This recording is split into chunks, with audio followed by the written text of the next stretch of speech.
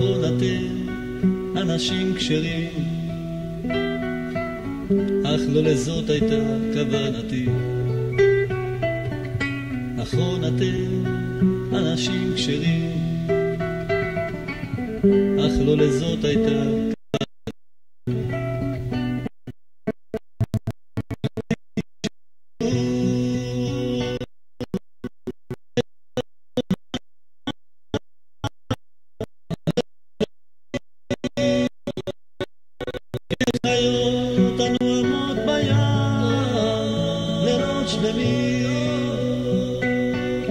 כחיות אנו עמוד ביער לילות שלמים.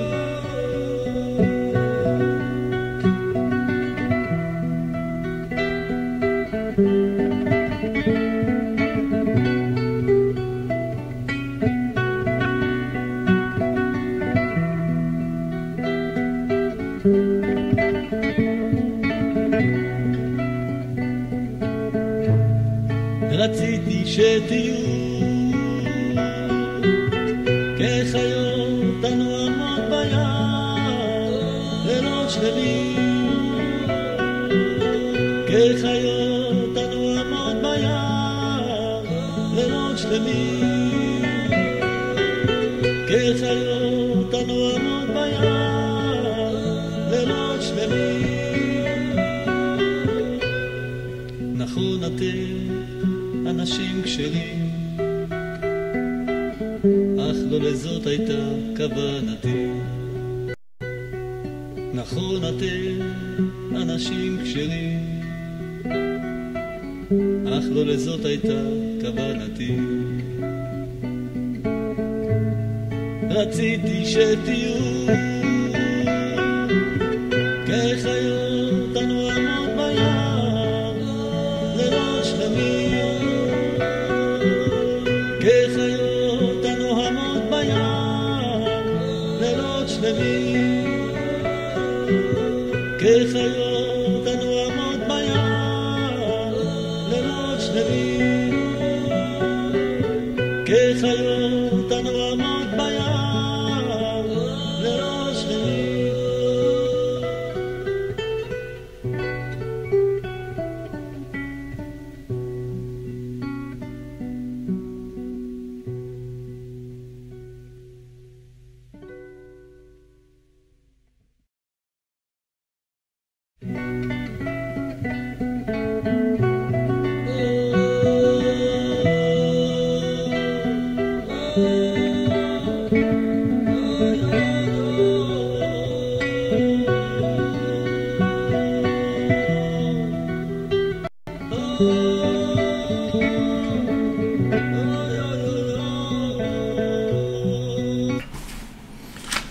בוקר טוב, שלום à tous, à toutes, בעזרת השם.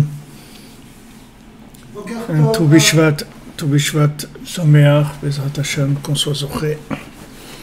La lumière de Rabbi Nathan qui a commencé aujourd'hui dans le monde il a commencé sa réparation, la réparation de l'élève, la réparation de la possibilité de recevoir du tzaddik de façon parfaite.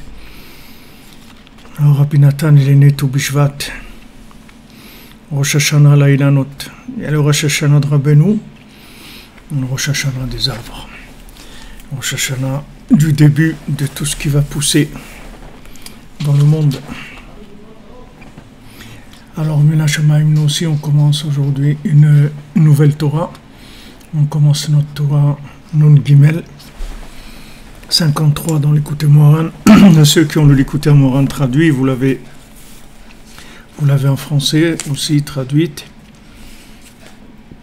Alors on fait le cours Bezrat Hashem pour la Refoua Shlema du Rav Besançon, Israël Yitzhak Ben Fortuné, pour la Tzlacha de Yitzhak Ben Zora, et Lilon Nishmat Shoshana Bat Eliezer, Lilian Bat Retsiba, Paruch Frecha Bat Shoshana Yehuda et Monabar Bat Zolaïcha et Eliyahu.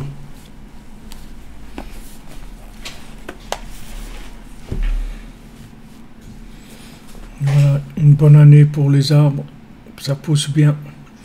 que celui qui a le Tzomeach en lui, nos corps à Tzomeach qui marche bien, Bezrat Hashem. Eliaou ben Merzouk, Touati, Refoua Shlema pour Myriam Bat Shish.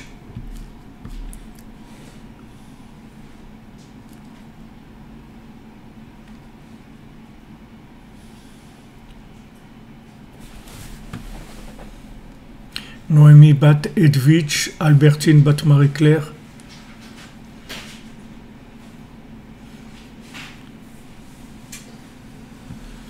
Refoua Shlema pour votre oncle, dans Rudy.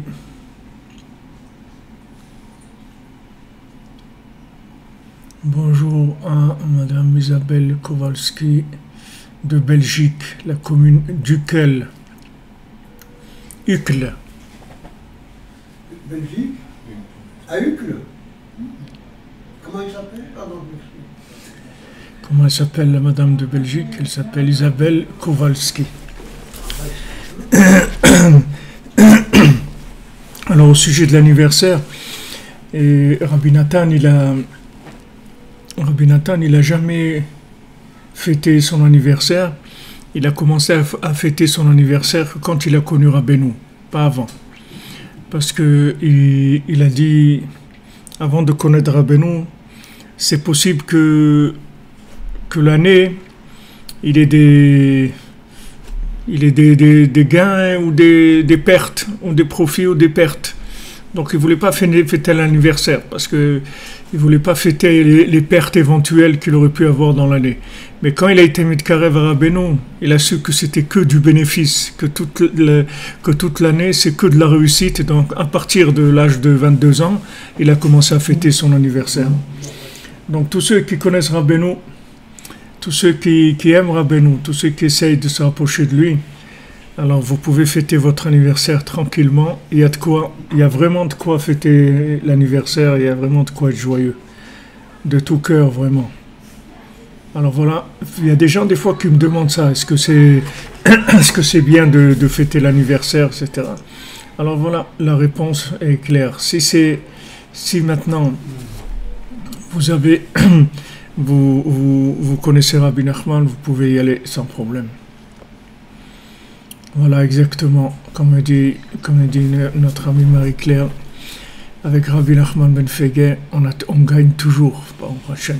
La fois Shlema pour Daniel Chaim Ben Sarah. Alors dans notre Torah 53, on commence Bezrat Hashem. Cette Torah-là, c'est la Shon Rabbeinu Zal, c'est-à-dire cette Torah, elle a été écrite par la main de Rabbeinu lui-même. Et les notions qu'on va traiter dans cette Torah, c'est la force du Da'at. Qu'est-ce que ça veut dire que le Da'at, c'est-à-dire la conscience véritable? La différence qu'il y a entre le Da'at d'un être humain et le Da'at d'Hachem.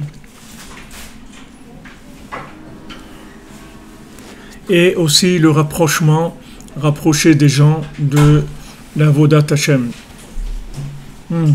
Shimon, c'est bon, tu peux laisser. Ça va, aujourd'hui ça donne bien. D'accord? Voilà les notions dont on va traiter. Donc on n'a pas entre nos mains, on n'a aucun renseignement sur quand est-ce que cette Torah a été dite. Mais on peut d'après des recoupements, on peut à peu près évaluer qu'elle a été dite au mois de Cheshvan, Tafkuf Samer Gimel. Tafkuf Samer Gimel, ça fait à peu près un peu moins de 200 ans, 185 ans à peu près, par rapport à maintenant, au mois de Cheshvan, d'accord? C'était un peu de quelque temps après que Rabbi Nathan soit devenu l'élève de Rabbeinu.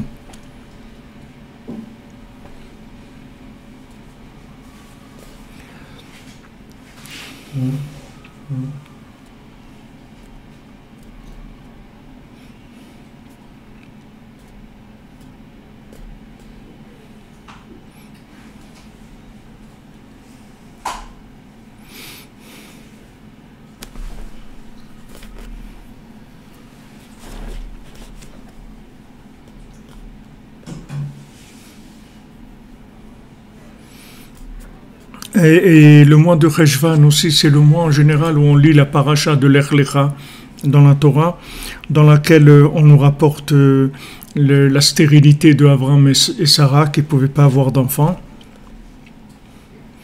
Et aussi, on voit que la réparation de ça, c'est comment ils ont pu avoir des enfants. C'est parce qu'ils se sont occupés de rapprocher des gens à Hachem. Donc après, ils sont devenus Abraham et Sarah, les deux avec un He dans leur nom. Et à ce moment-là, ils ont pu commencer à être Mekarev des gens.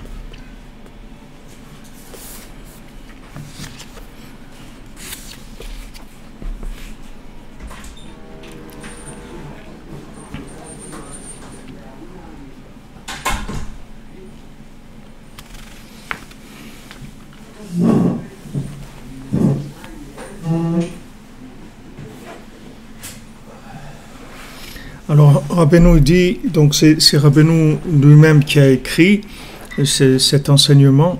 D'habitude, c'est Rabbi Nathan qui écrivait, après il montrait à Rabbeinu corrigeait ce qu'il avait à corriger.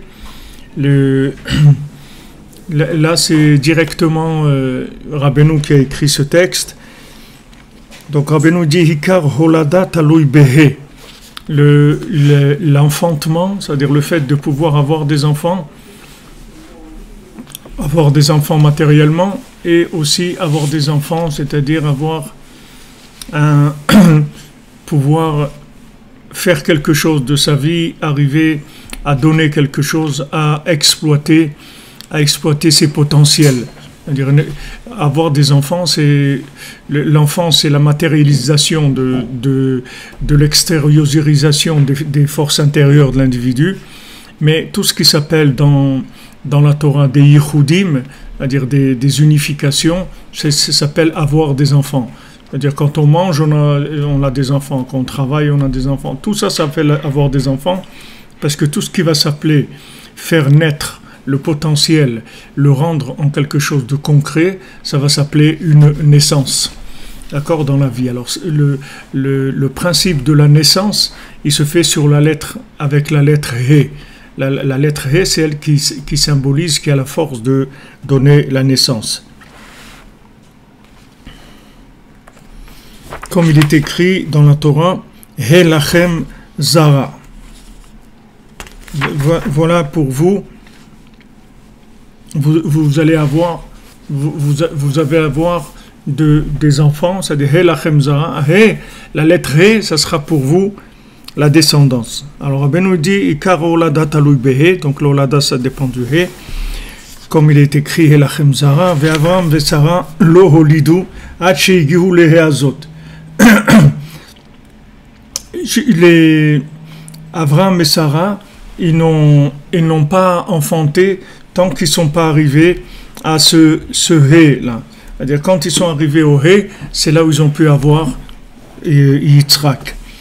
Qui Karolada, alors Rabbeinu nous donne la notion de base, que tout le principe de faire sortir le potentiel en réalité, ça dépend de la lettre He, et donc on va se baser sur le principe d'Abraham et de Sarah pour comprendre comment ça fonctionne, puisque Abraham et Sarah, tant que Avram, il s'appelait Avram sans He, que Sarah, elle s'appelait Sarah avec un Yud et pas un He, ils ne pouvaient pas enfanter.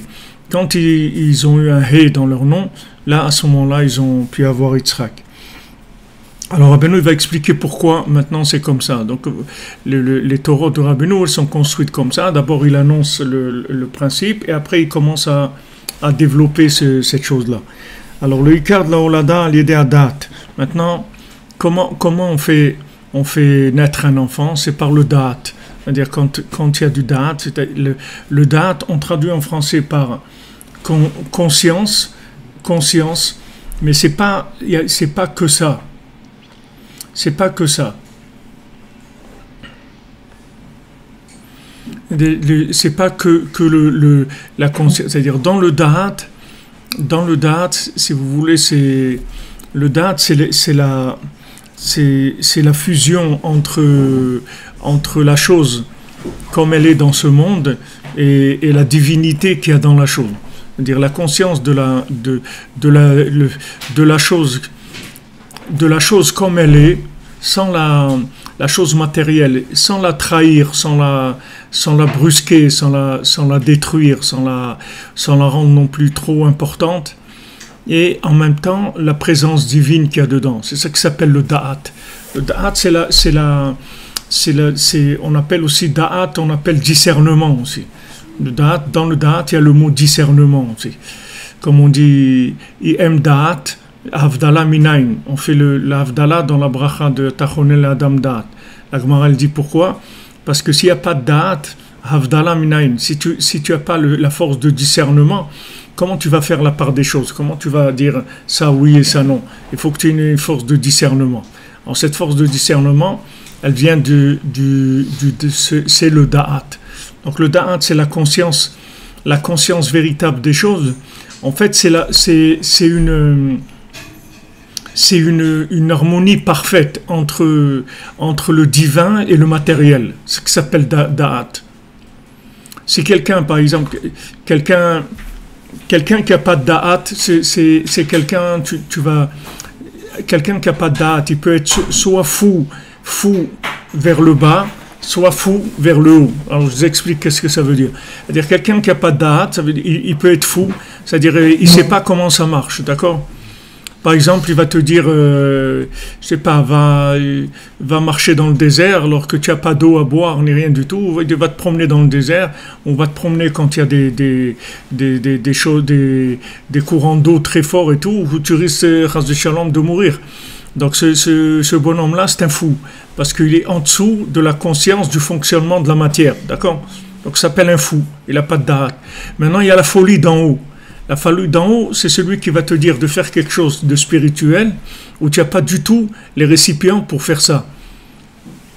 Il va te dire, ouais, tu dis toute la journée, ouais, c'est bien de jeûner, ouais, c'est bien de trucs, ne parle pas trop avec ta femme, c'est pas bien, ou des trucs, voilà, c'est écrit dans la Torah, il ne faut pas parler avec sa femme. Il va t'amener plein de trucs de la Torah qui n'ont rien à voir avec toi.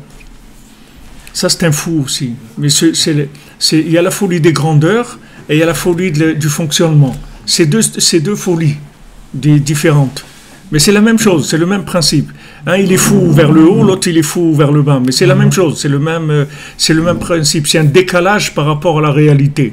Alors le da'at, un bar da'at, c'est quelqu'un qui tient compte des deux. C'est-à-dire qu'il sait exactement qui est-ce qu'il a en face de lui, matériellement, et aussi spirituellement, qu'est-ce qu'il est capable de vivre dans la spiritualité. Il va lui dire exactement son niveau d'harmonie dans le fonctionnement. Ça s'appelle da'at. Alors quand il y a ça, on peut parler d'extériorisation des énergies qui y a à l'intérieur. Commencer à faire naître ce que tu as à l'intérieur. Tant que tu n'as pas ça, tu ne peux pas faire naître les choses parce que tu es pas dans la réalité des éléments. Si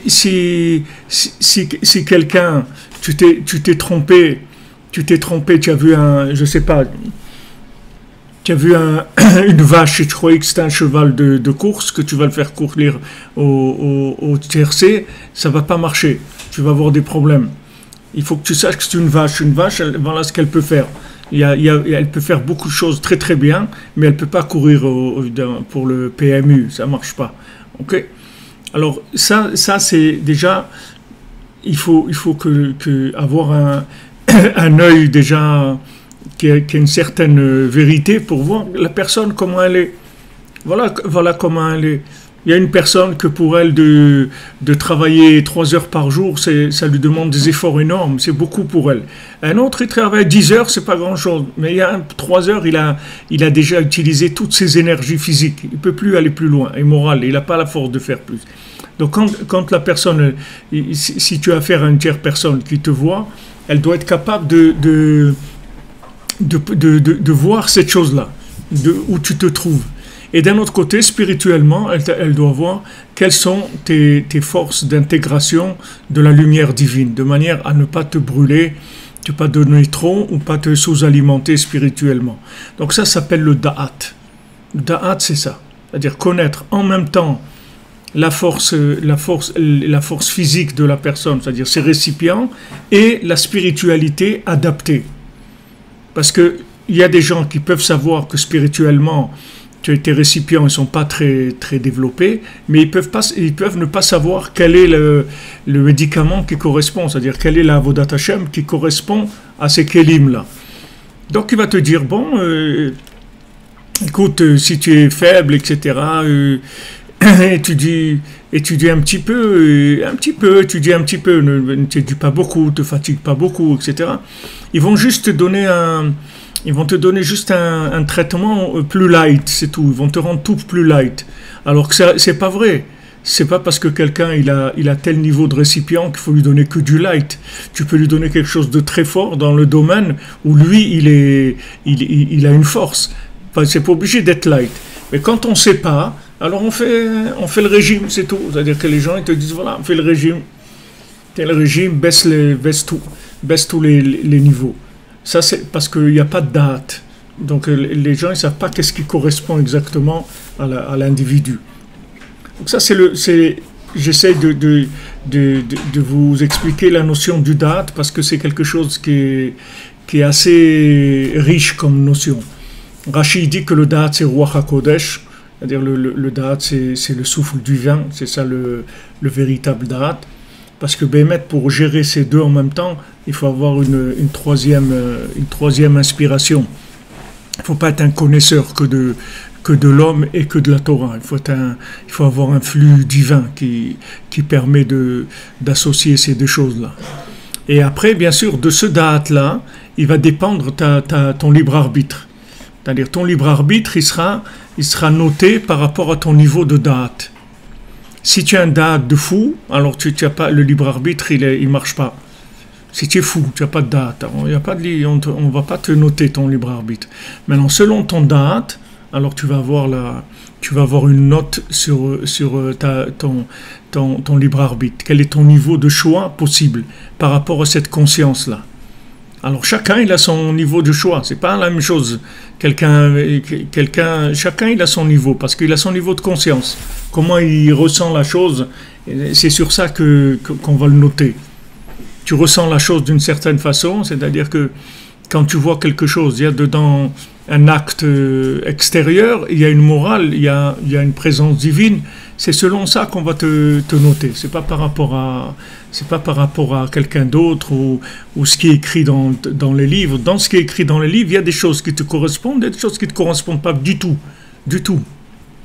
Il y a des choses qui ne sont pas pour toi du tout, du tout. Pourtant, c'est des choses vraies, mais c'est pour toi, c'est pas vrai. Vrai, ça veut rien dire, parce qu'il y a des choses qui sont vraies, qui sont invivables. Même si elles sont vraies, tu ne peux pas les vivre. Elles sont vraies. Alors qu'est-ce que c'est une vérité que tu ne peux pas vivre? Ce n'est pas de la vérité. La vérité, c'est la vérité adaptée à ton niveau, à toi. Ça, c'est le da'at. Donc Rabbeinu dit ici, Beprinat, Vayeda Adam. Comme c'est écrit, Vayeda Adam et Tishto, que Adam, il a connu sa femme, il a connu Rava. Ça veut dire quoi? C'est qu'ils ont eu un enfant. C'est ça qu'il a connu sa femme. Il a connu sa femme, ça veut dire qu'ils ont un enfant. C'est-à-dire quand tu connais ta femme, tu as un enfant. Ça veut dire qu'est-ce que ça veut dire que tu as un enfant? Ça veut dire que tu peux commencer à développer des choses, tu peux commencer à faire des choses avec elle. Vous tombez, non seulement vous êtes d'accord sur la direction à suivre, mais vous travaillez ensemble, chacun de son côté, il amène son élément et on avance. On avance. L'homme il tire le côté que je vous ai dit tout à l'heure d'en haut, c'est-à-dire lui il tire le côté d'en haut et elle tire le côté d'en bas. C'est-à-dire lui il amène l'inspiration d'en haut et elle amène la réalité dans le vécu. Donc à des moments où son inspiration elle va être trop forte, elle va le calmer en lui amenant la réalité et quand son inspiration n'est pas assez forte, elle va le pousser à chercher plus parce qu'il n'y a pas assez d'inspiration. Et lui, de la même manière, lui il va lui transmettre dans sa façon elle de gérer les éléments, il va lui donner l'inspiration pour que la gestion elle devienne pas un étouffement et une routine et quelque chose qui perd complètement le goût. Donc quand est-ce qu'un homme il connaît sa femme, c'est quand ils arrivent à leur potentiel, ils arrivent à le faire naître. Donc ça donne matériellement des enfants, mais spirituellement ça donne des actes, des engagements, des prises de conscience, etc., qui sont faites ensemble. Donc s'il n'y a pas de production, c'est-à-dire si un couple il n'arrive pas à découvrir une troisième dimension par rapport à eux deux, ça veut dire qu'ils ne se connaissent pas. Ça veut dire qu'ils n'ont pas de date. C'est-à-dire soit lui, il plane vers le haut, ou il plane sous terre, ou il rampe, ou il plane. Donc ça passe pas. Parce que la femme, elle comprend rien de ce qui est de la planante. Et ce qui est sous terre, ça l'énerve, elle comprend pas du tout.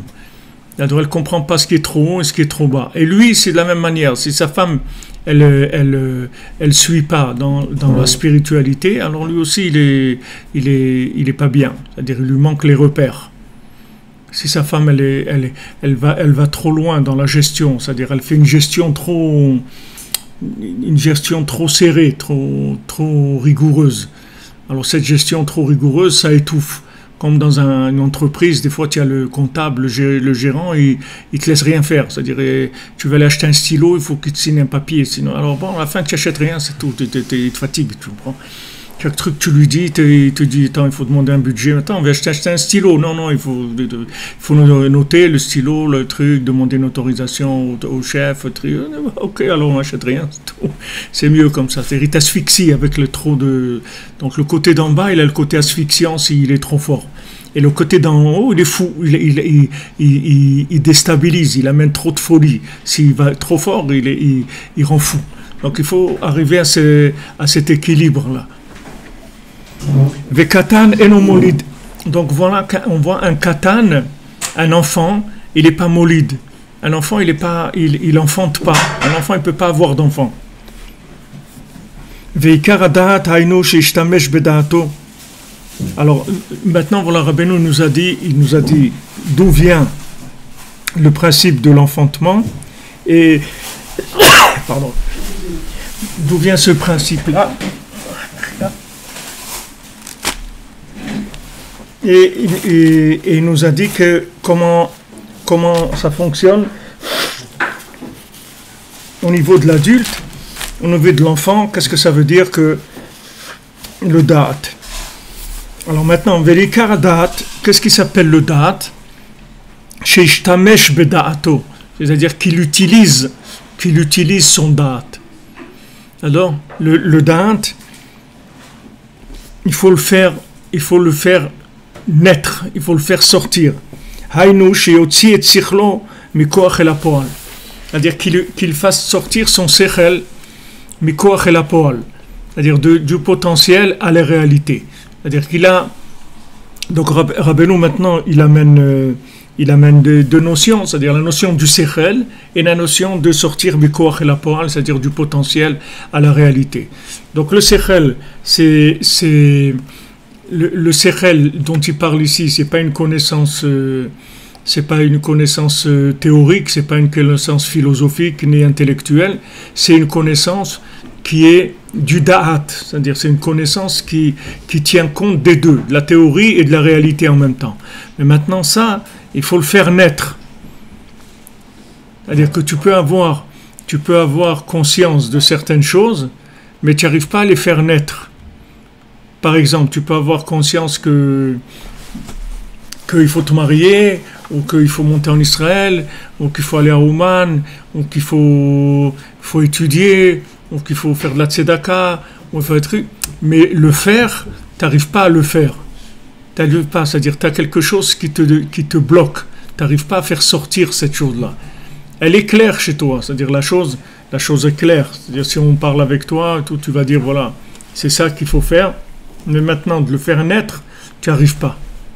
Tu n'y arrives pas, c'est-à-dire il y a un blocage au niveau de la naissance. Comme un mort-né, si je veux. C'est-à-dire que il y a la fécondation, il y a tout, mais l'enfant, il n'arrive pas à se former. On n'arrive pas à faire former l'enfant pour qu'il puisse vivre. Ki gam le katan yesh da'at. Parce que même un petit enfant, il a un da'at. Un petit enfant de 8 ans, 9 ans, il a un da'at. C'est pas qu'il n'a pas de da'at, c'est-à-dire il a une conscience de certaines choses. C'est pas qu'un petit enfant, il n'est pas fou. Il n'est pas fou, un enfant. Un enfant, il a juste une conscience qui est réduite par rapport aux éléments, mais il n'est pas fou. C'est-à-dire il n'est pas déséquilibré dans sa façon de voir les choses. Il peut y avoir des enfants déséquilibrés, mais un enfant, par définition, il n'est pas déséquilibré. Il a sa conscience des choses, mais seulement elle est petite, elle n'est pas développée. C'est-à-dire la différence entre un adulte et un enfant, c'est qu'un enfant, il ne peut pas faire naître la conscience des choses. Il ne peut pas réaliser dans la réalité ce qu'il a à l'intérieur de lui. Il peut avoir en lui des rêves, des choses qu'il veut faire, etc. Mais c'est impossible qu'il puisse les manifester à l'extérieur. Parce qu'il n'a jamais utilisé son da'at. C'est quelque chose qu'il n'a pas eu l'occasion d'utiliser et il n'a pas fait naître ce qu'il avait en potentiel dans la réalité. Maintenant, ça, c'est des choses qu'on peut aider. C'est-à-dire, tu peux aider un enfant à faire sortir le potentiel qu'il y a en lui dans la réalité. Et normalement, un véritable éducateur, c'est ça. Si vous regardez votre progression dans la vie, comment vous avez avancé, vous allez voir que vous avez des étapes, vous avez pris conscience de certaines choses, et des étapes, après, vous les avez réalisées. Vous avez réalisé ces choses-là. Et des fois, ces choses-là, elles étaient en vous plusieurs années, mais jamais elles sont passées au niveau de l'action, de la réalisation. Elles étaient là, mais il n'y avait pas de possibilité de faire naître cette chose-là. Et à un moment, faites votre valise, vous partez, vous faites ce que vous avez à faire, c'est tout. Il n'y a pas il y a rien qui vous arrête, parce que le da'at, il est arrivé à maturité, et vous le faites sortir dans la réalité. Donc, le chidouche qui dit ici, c'est qu'un enfant, il a aussi du da'at, mais il ne l'utilise pas. C'est-à-dire, il ne vit pas avec ça. Il vit avec d'autres choses, il s'amuse, il vit avec d'autres choses, mais il n'utilise pas son da'at. Et il n'a jamais fait sortir son da'at, mais koach el hapoal. C'est-à-dire, ni il l'a utilisé en tant que prise de conscience, ni il a fait des choses avec ça. Donc, déjà, tu peux savoir qu'un enfant, c'est pas un taré, c'est pas un idiot, c'est pas un fou. Un enfant, il a un da'at, seulement il n'est pas arrivé à le faire naître. Mais il peut arriver à le faire naître. Rabbeinu, à l'âge de 6 ans, il a écrit le Sefer Hamidot. Sefer Hamidot, il y a dedans des éléments de toute la Torah dans le Sefer Hamidot. Donc Rabbeinu, à l'âge de 6 ans, il était beaucoup plus adulte que n'importe quel adulte qui avait autour de lui. Les gens, ils se moquaient de lui parce qu'ils le voyaient, quand il venait à la tfila le matin, il avait les péotes mouillées comme ça. Alors les gens, ils croyaient que Rabbeinu, il allait s'amuser sous la pluie ou des trucs comme ça. Alors que Rabbeinu, il avait passé des heures dans le mikvé glacé en train de prier la nuit. Et il allait sur la tombe du Baal Shem Tov, Rabbeinu était à Medjibos quand il était enfant, il était à côté de la tombe du Baal Shem Tov. Donc la nuit, Rabbeinu allait sur la tombe du Baal Shem Tov, prier. Après, il passait des heures dans le mikvé glacé. Des heures entières dans le mikvé. Et après, il venait à la synagogue, il commençait à jouer un peu comme tous les enfants pour pas que les gens ils le repèrent. Donc ça y est, vous voyez que c'est possible. C'est pas quelque chose qui est pas possible. Il te faut un éducateur, c'est tout. C'est l'éducateur qui te manque. Si tu as un éducateur, il va t'aider, comme dans tout. Si tu as un horticulteur, il va t'aider à faire pousser quelque chose, il va te montrer comment ça pousse. Toi, tu vas essayer de faire pousser un truc, ça ne va pas marcher. Il va te montrer, il va te dire voilà comment on fait. Il faut mettre la graine à telle profondeur, il faut arroser tant de fois par jour, il faut de la lumière du soleil, des trucs, etc. Et tu vas voir que la chose, elle va pousser. Il y a des techniques pour faire naître les choses. Donc, si tu as un éducateur valable, cet éducateur-là, il va enlever la folie qui est en toi de l'enfance, c'est-à-dire le truc de chercher le plaisir, de chercher à s'amuser, etc. Et il va t'aider à faire naître le da'at qui est en toi, à l'utiliser c'est-à-dire que à te faire prendre conscience de qu'il y a Hachem dans le monde. Comme on dit dans la halakha, dès qu'un enfant il sait que tu lui parles d'Hachem, alors il sait qu'est-ce que ça veut dire. Tu as l'obligation d'être mechanech oto, c'est-à-dire qu'à ce moment-là tu peux commencer à l'éduquer dans les mitzvot, etc. Ça veut dire que l'enfant il peut être conscient de l'existence d'Hachem à n'importe quel âge, même dans le ventre de la maman, même quand il naît, dès qu'il naît, même si l'enfant ça fait 1 heure qu'il est né, il peut avoir conscience d'Hachem. C'est pas parce qu'il est petit qu'il est fou. Il n'est pas fou, un enfant. Il est comme un adulte, mais c'est en potentiel, c'est tout. Comme son corps il va grandir, son esprit peut grandir tout de suite. Si tu connais la méthode pour le faire grandir, tu peux le faire grandir tout de suite. Et ça ne sera plus un katan, c'est-à-dire qu'il peut complètement dépasser des adultes. Il n'est pas limité. Il y a beaucoup de tzadikim que quand ils étaient enfants, ils étaient déjà des grands tzadikim. Même quand ils étaient enfants, quand ils avaient 3 ans, 4 ans, 5 ans, 6 ans, 7 ans, ils étaient déjà des grands tzadikim. Comment ils ont fait? Ils n'ont pas pris de la potion magique. Comment ils ont fait? Ils ont été éduqués. Il y a des gens qui les ont aidés à faire comme quelqu'un qui fait de la rééducation, il a un maître ou quelqu'un qui va lui faire reprendre les choses comme il faut qu'elles soient, à son niveau, qui va lui faire ressortir tout le bien qu'il y a en lui. Et si un enfant, tu l'amènes à ça, alors ça, il est un bardat. Mais en général, l'enfant, il ne sait pas être mishtamesh avec son da'at, c'est-à-dire il ne sait pas utiliser son da'at, et donc il ne sait pas faire sortir les choses, le potentiel dans la réalité. Il a besoin de quelqu'un d'autre pour faire des choses. Il ne peut pas les faire de par lui-même. Ce n'est pas parce que techniquement il ne peut pas les faire, c'est qu'il n'a pas la conscience pour les faire. Donc celui qui a un da'at shalem, c'est-à-dire une conscience parfaite, ça veut dire qu'il est arrivé à faire naître la conscience des choses. Il a fait naître, c'est-à-dire qu'elle est devenue une réalité.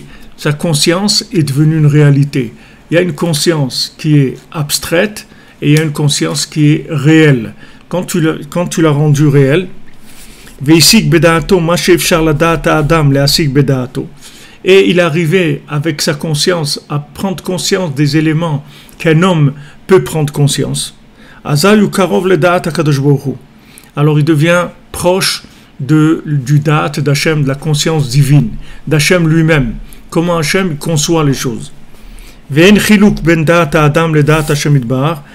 n'y a de différence entre la conscience divine et la conscience d'Hachem.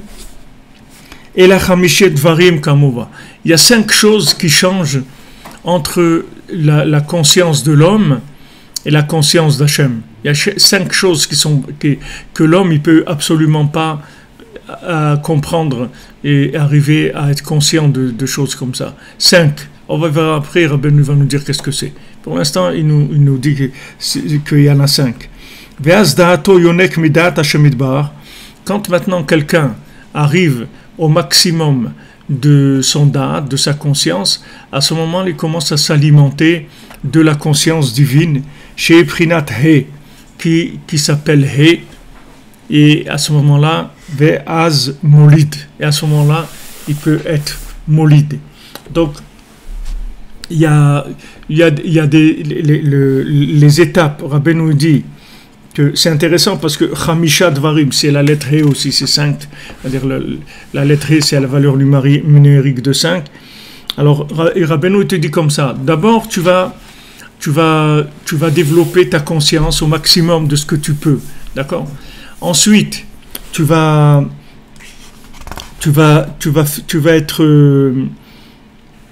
être molide, et tu vas sortir ton da'at de la conscience à la réalité.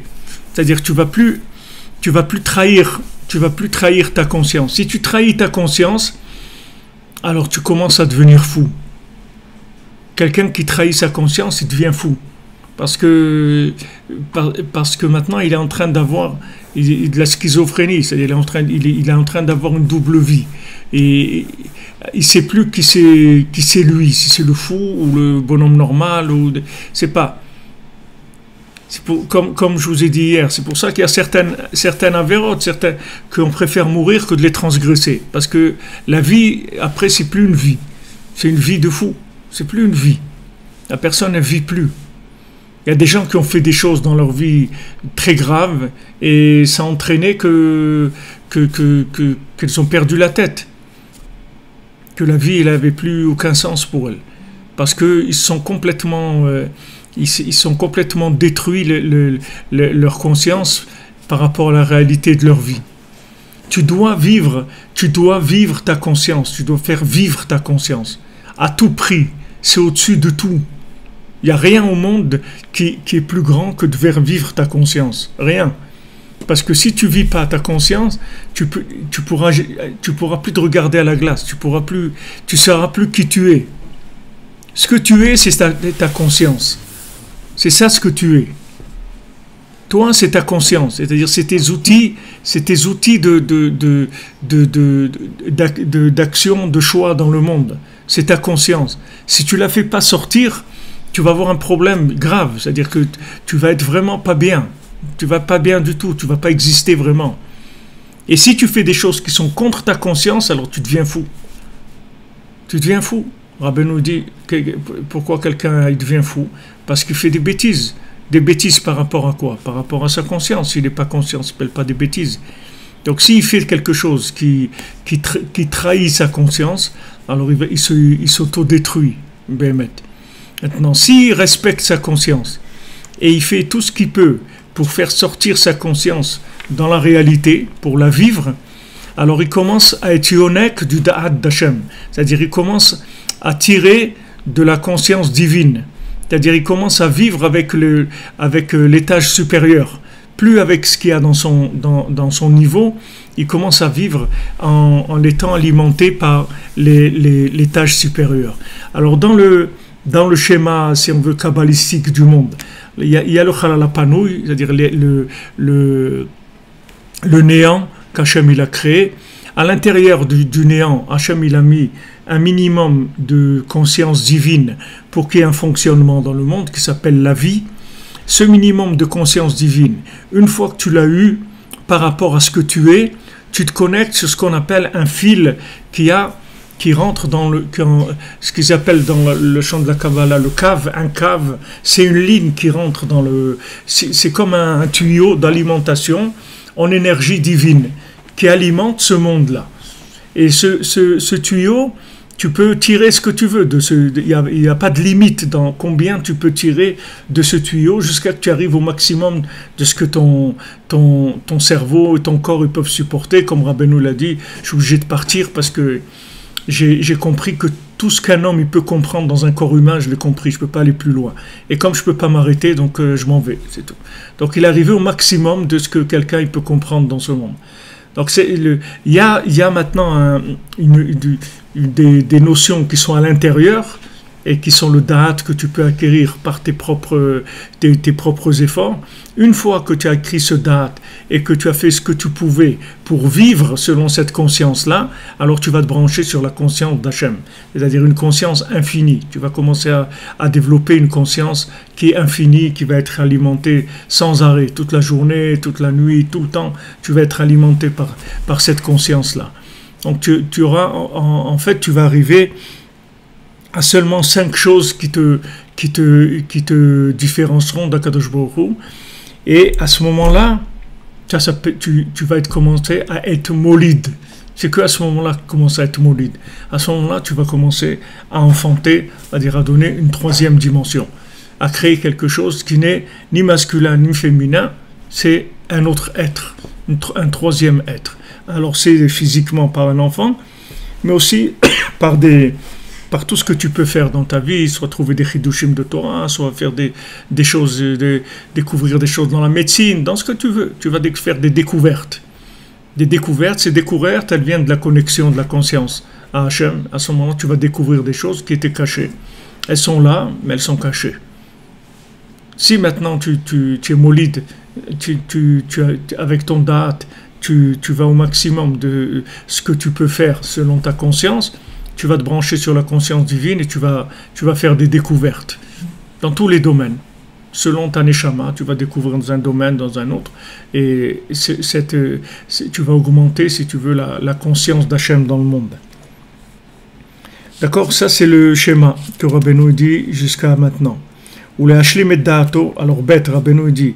Comment il traduit Da'at là-bas en français? Son esprit. Son esprit. Ok, il y a aussi esprit dans le Da'at. C'est difficile, c'est des mots qui sont tellement riches au point de vue compréhension, c'est très difficile, il faut beaucoup de mots pour donner la notion. Et comme si on donne beaucoup de mots, alors on ne sait plus tellement si c'est l'esprit, la conscience, la force de discernement, toutes ces notions-là en même temps. C'est un petit peu difficile à expliquer. Ou les hashlim et da'ato shiye shalem bedat. Maintenant, comment on va faire pour compléter notre conscience, pour qu'elle soit parfaite?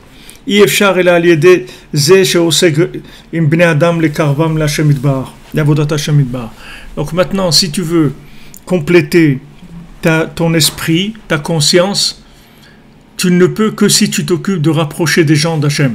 C'est comme ça que tu vas arriver à te parfaire.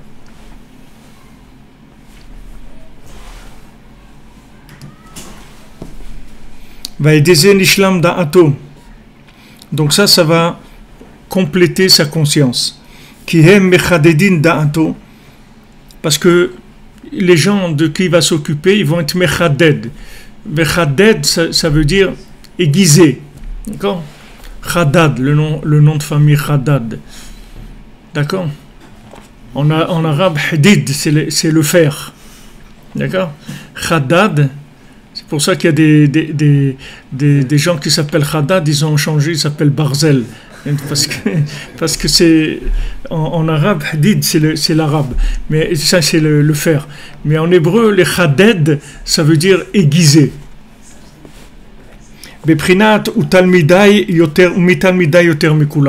Comme c'est écrit dans le Pirkei Avot, et de mes élèves, j'ai appris plus que de tout le monde.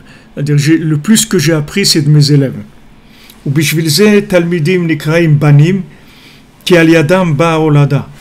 C'est pour ça que les élèves, ils s'appellent des enfants. Parce que c'est grâce à eux qu'on arrive au He, qui est la Olada. Donc c'est pour ça qu'ils s'appellent des enfants. C'est-à-dire c'est eux qui permettent d'aller au He. Donc ils s'appellent des enfants. Alors un élève, c'est comme un enfant. Ça peut être même plus qu'un enfant.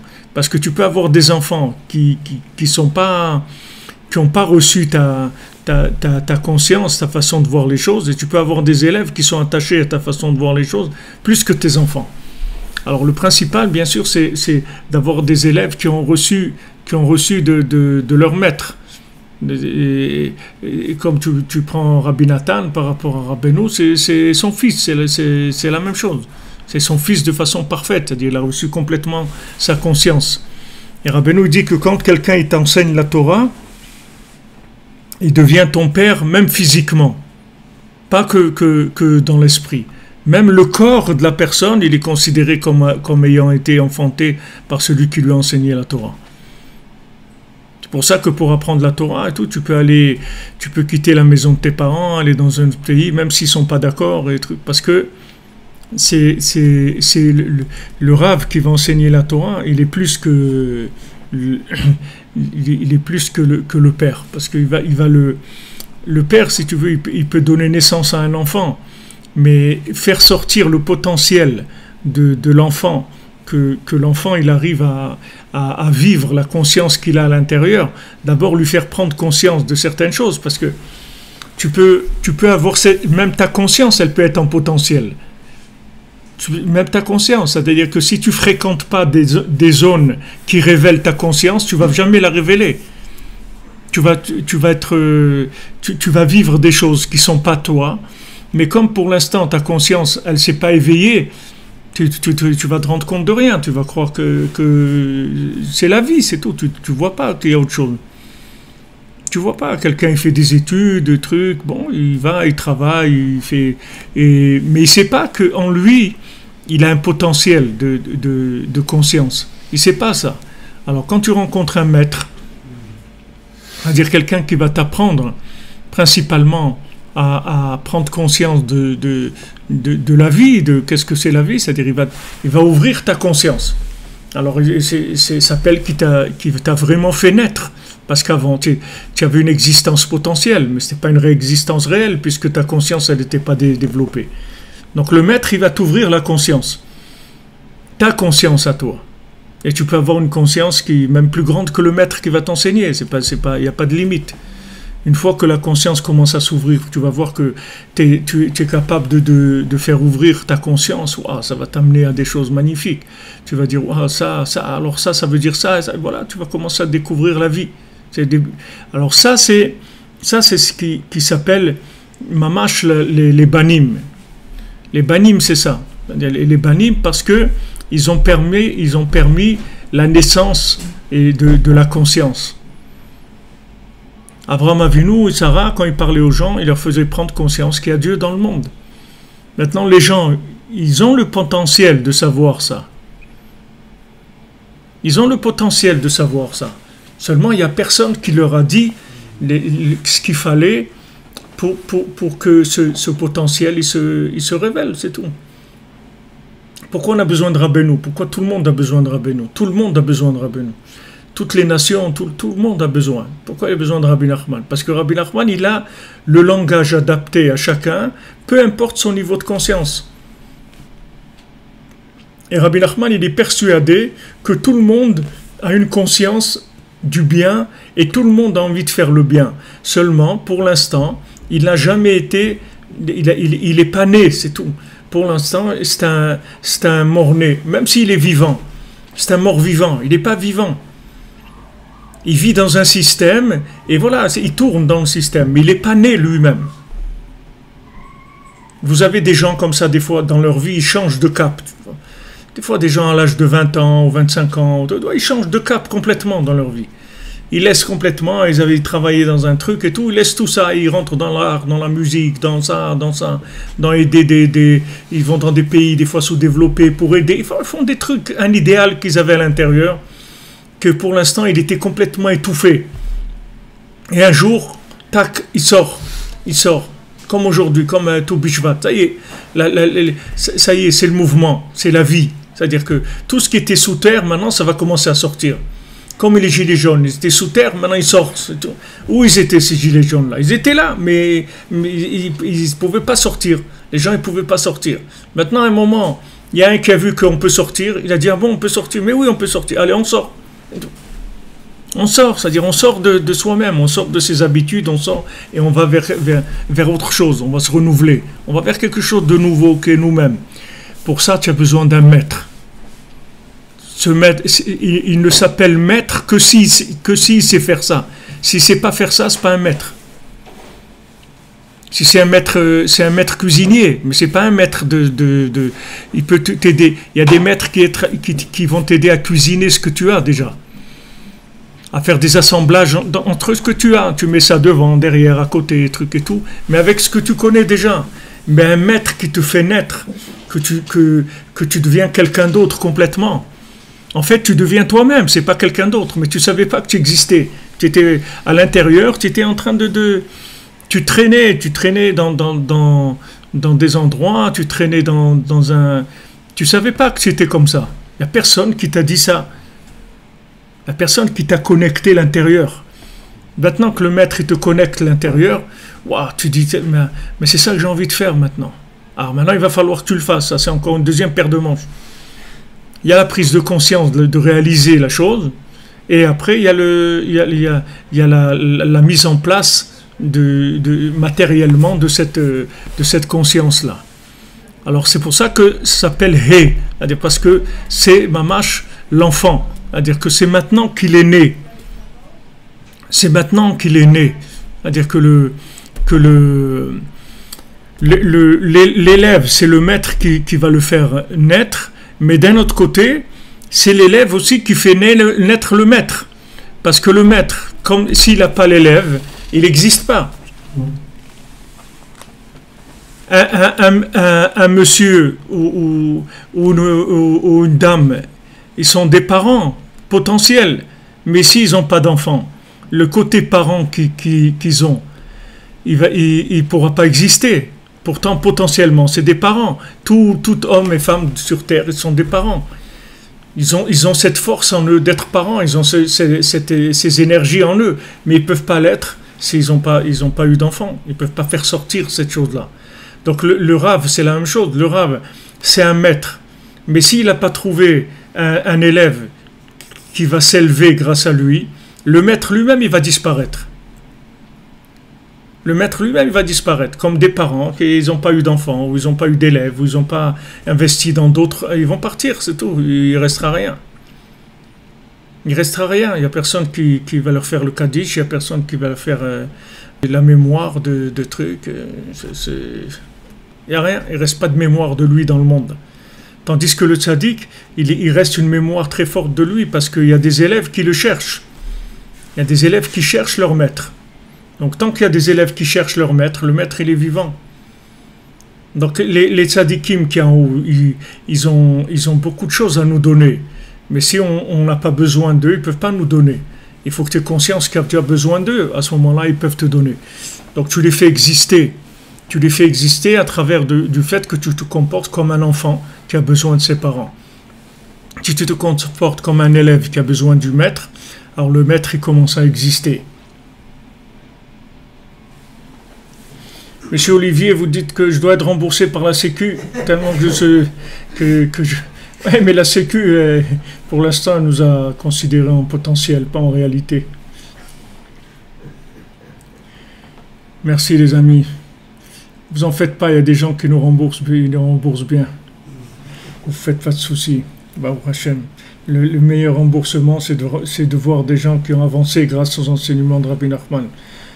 Il n'y a pas un plus grand bonheur, une plus grande satisfaction que ça. Donc en fait, si tu veux, quand tu donnes à quelqu'un, c'est-à-dire que tu te présentes en tant que maître, je parle de donner, c'est-à-dire de donner la possibilité à l'autre de se développer, de donner des outils de développement. Alors quand tu allais donner les outils de développement, ça marche dans les deux sens. Lui maintenant c'est devenu un fils et toi tu es devenu un père. Toi tu es devenu un père parce que avant que même si tu es père, même si tu as des enfants, mais si tes enfants t'arrives pas à les élever spirituellement, alors tu es un père de chair. Tu es un père de viande, mais tu n'es pas un père tu es pas un père d'esprit. Un père d'esprit, c'est quelqu'un qui doit te sécuriser et t'aider à te développer, et te booster et t'aider. Qui est-ce qui est un père comme ça? La plupart des gens, ils ont des pères qui les enterrent au lieu de les faire naître. La plupart des gens, ils ont des parents qui les exploitent, qui les enterrent, qui s'énervent sur eux. La plupart des gens, ils sont comme ça. Quels sont les parents qui s'occupent de leurs enfants comme s'ils avaient des plantes précieuses à la maison qui sont en train de les faire pousser, des diamants extraordinaires qui sont en train de... Qui est-ce qui fait ça? La plupart des gens, ils sont dépassés par les problèmes de la vie, ils essayent d'expédier les problèmes. S'ils arrivent à caser leurs gosses quelque part, qui les embêtent plus, c'est ça le top, tu comprends? Mais ça, on n'a même pas commencé avec ça. Ça, c'est comme si tu élevais une vache, c'est la même chose. La vache, elle a l'étable, tu lui donnes à manger, oublie-moi, et c'est tout. Ça s'appelle pas un père. Un père ou une mère, c'est quelqu'un qui arrive à faire grandir quelqu'un, de lui faire sortir le potentiel qu'il a en lui. Il est arrivé à lui sortir, à lui faire vivre ça. Ça s'appelle un père. Ça, c'est un vrai père. Mais un père qui t'a donné à manger et tout, c'est bien, c'est pas bien, mais Baruch Hashem, il t'a donné la vie, il t'a donné à manger et tout, mais tu es en stand-by, tu es en liste d'attente d'exister. Mais tu n'existes pas encore. Tu n'existes pas, puisque pour l'instant, tu fonctionnes dans le commun du système basique. Métro, boulot, dodo, truc, ok, j'ai fait ça, ok. Mais moi, j'ai pas quelque chose à l'intérieur. Allez, toi aussi, tu veux toujours être truc, tu peux pas être comme tout le monde, etc. Mais je suis pas comme tout le monde. J'ai besoin de savoir qui je suis. Tant que je ne vais pas me trouver, je vais pas être bien dans ma peau. J'ai besoin de me trouver, j'ai besoin de savoir qui je suis. Rabbeinu dit toutes les avédotes et c'est le tzaddik. Tout ce que tu ne sais pas qui tu es, tout il se trouve chez le tzaddik. Le tzaddik, il inclut toute la vie, toutes les âmes qu'il y a dans le monde. Quand tu vas chez lui, en fait, tu vas pour trouver ton identité, pour qu'il te dise qui tu es. C'est lui qui va te dire qui tu es. Tu ne sais pas qui tu es. Tu ne sais pas qui est-ce qui t'a dit qui tu es. Que des gens, que eux-mêmes, ils sont paumés encore plus que toi. Comment tu veux qu'ils te disent qui tu es? Ça va te dire quoi? Il a une panoplie de propositions. Voilà, tu peux être plombier, dentiste, docteur, avocat. Et comme quelqu'un a sorti une blague, un fils avocat, un fils dentiste, un fils chirurgien, un fils docteur. Qui est ta mère? Une Marocaine. Tu comprends? C'est le Marocain, il dit, il faut que tu sois docteur, il faut que tu sois avocat, il faut que tu sois ça, il faut que tu sois ça. Tu peux pas lui dire, il faut que tu sois toi-même. Dis-lui on va t'aider à savoir qui tu es. Tu sais pas qui tu es. Viens, on va t'aider à faire naître l'individu qui est en toi, qui est spécial. Tu vas pas en faire un individu commun.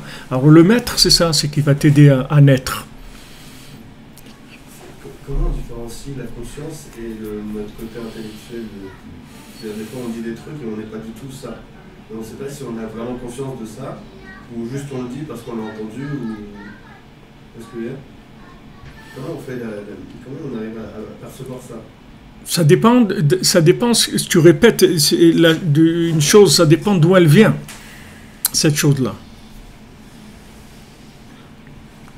Ça dépend d'où elle vient, comment elle est rentrée en toi. Comment tu as capté cette chose-là pour la dire? Si tu l'as captée avec du cœur, avec de la prière, alors tu peux la ressortir en conscience. Si c'est quelque chose, une idée qui est passée intellectuellement, elle va pas être très forte. Mais ce que tu demandes, Rav Nachman, il parle de ça, même Rav Levi Yitzhak qui parlait de ça. D'ailleurs aujourd'hui c'est le outside du fils de Rav Levi Yitzhak, Rav Moshe Binder. Quand ils étaient petits, quand il y avait le typhus à Ouman, là-bas, les gens ils mouraient du typhus.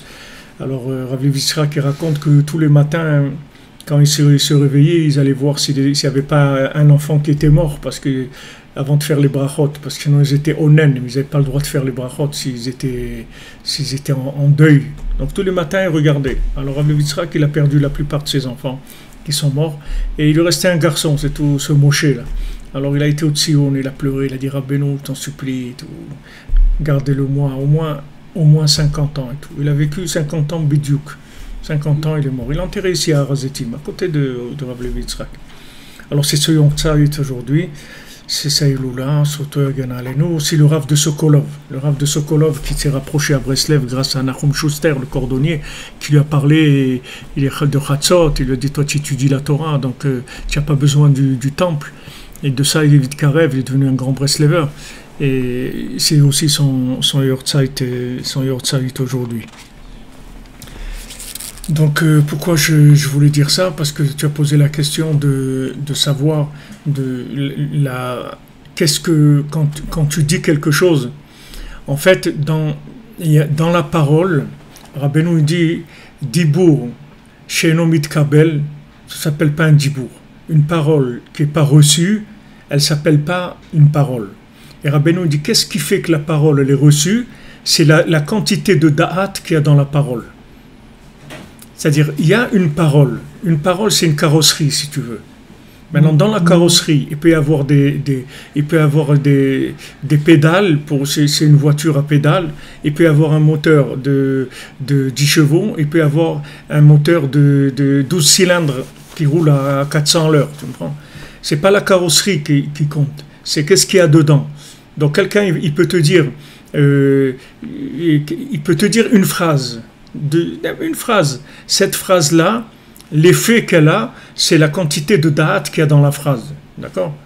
Donc quand tu dis quelque chose, c'est combien toi tu vis cette chose-là qui permet de la transmettre. Si tu la vis pas, la parole, c'est une carrosserie qui roule pas. Donc c'est un objet de musée si tu veux.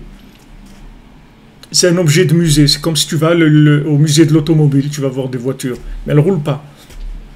Elle peut être très belle, mais elle ne roule pas, parce qu'il n'y a pas d'énergie dedans, il n'y a pas de moteur dedans. La parole, si tu veux, elle agit sur celui à qui tu transmets que selon la conscience qu'il y a dans la parole. Donc c'est pour ça que je te dis que si maintenant tu as étudié, tu as prié sur ce que tu as étudié, de manière à ce que tu vives ce que tu as étudié, selon en fonction de la quantité de da'at qu'il y a dans ta parole, c'est ça qui va agir sur l'autre. Et si tu vois que quand tu parles à quelqu'un, ça fait rien du tout, ça veut dire que ta parole, c'est de la carrosserie. Et des fois, c'est des carrosseries qui viennent de la casse. Tu as assemblé des morceaux de trucs, tu les as collés. Des fois, tu vois des voitures, elles ont une aile bleue, l'autre jaune, un truc, parce qu'il a fait des accidents, il a collé des trucs. C'est pas une vraie voiture. Alors ça, Rav Levi Yitzhak, il parlait de ça, Rav Ben Nachman, il parlait de ça. Par exemple, Rav Levi Yitzhak, s'il te disait quelque chose, tu vois, moi une fois il m'a dit pourquoi tu te lèves pas à Hatzot et tout. Pendant 6 mois, je me suis levé à Hatzot tous les soirs sans réveil. Parce que la parole, elle était chargée de conscience. C'est pas qu'il te dit un mot, il te dit un mot avec le moteur dedans. Donc quand il te dit quelque chose, ça y est, tu vas devenir la chose déjà. Après, à toi de développer pour continuer. Mais lui, quand il te dit quelque chose, il te donne avec de la conscience, tu vois. Donc cette parole-là, elle te change déjà. Elle fait un mouvement. C'est ça qui s'appelle enfanter.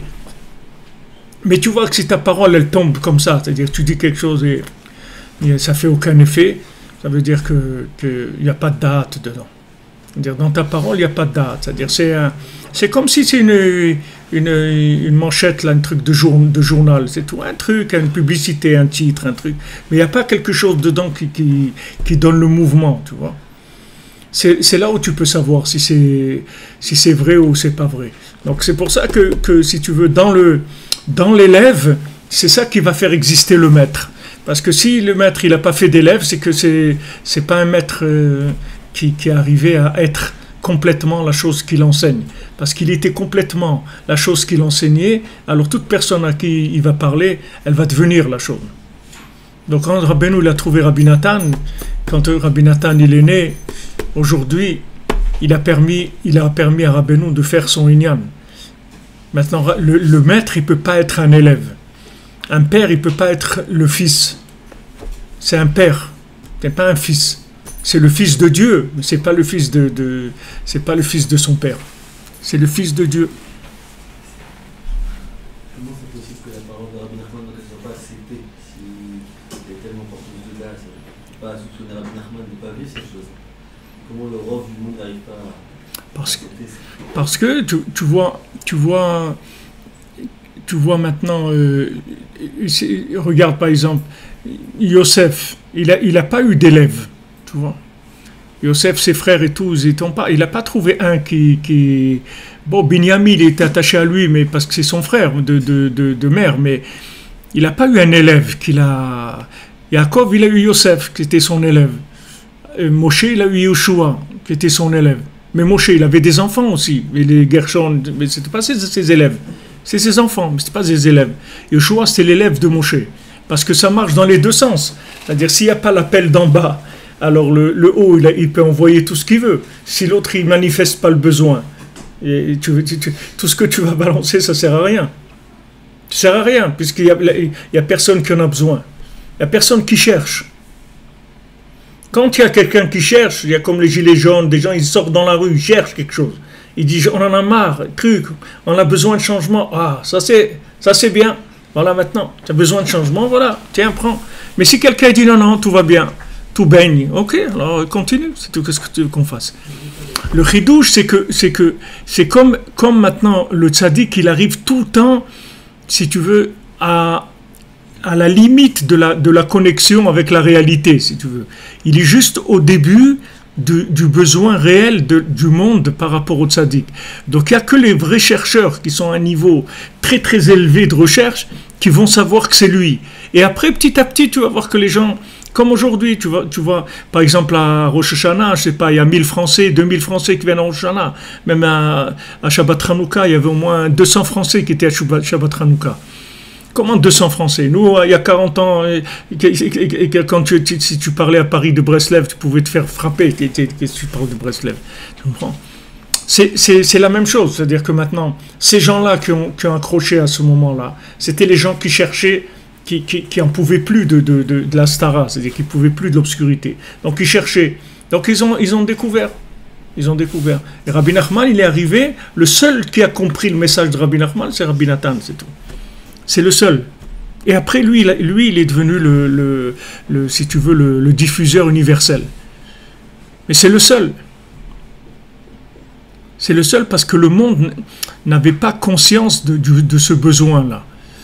Pas conscience qu'ils avaient besoin de Rabbi Nachman. Les gens, ils se rendaient pas compte. Ils pensaient que ça roule, bon, il y a des difficultés, des petits trucs et tout, mais ça va.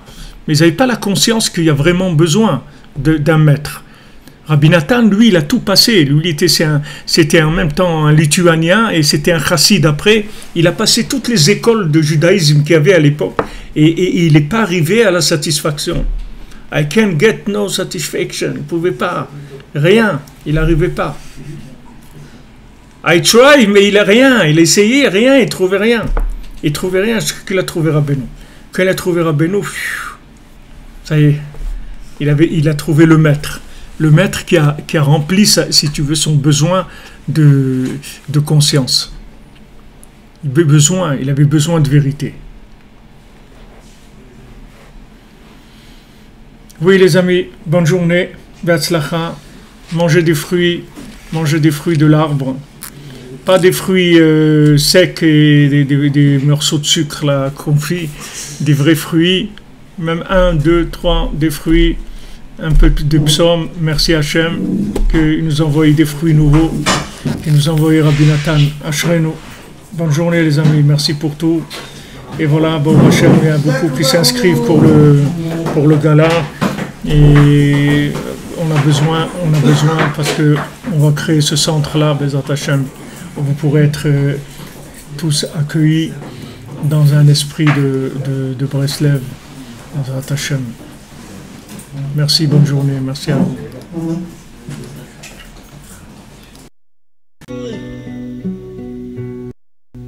נכון אתם אנשים כשרים, אך לא לזאת הייתה כוונתי. נכון אתם אנשים כשרים, אך לא לזאת הייתה כוונתי. רציתי שתהיו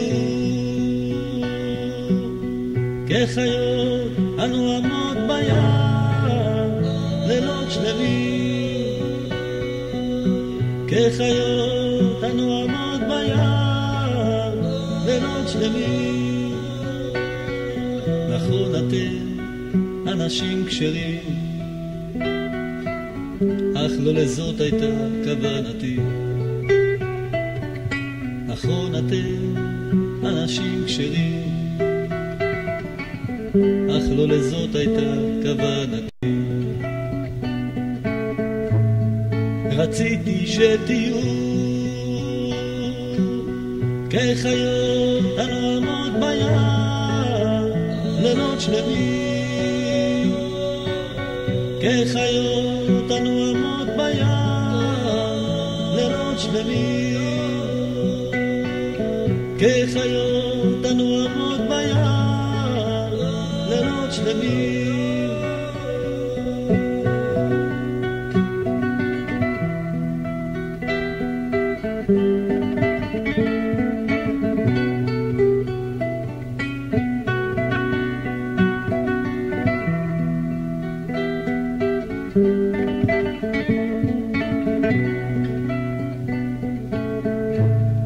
רציתי שתהיו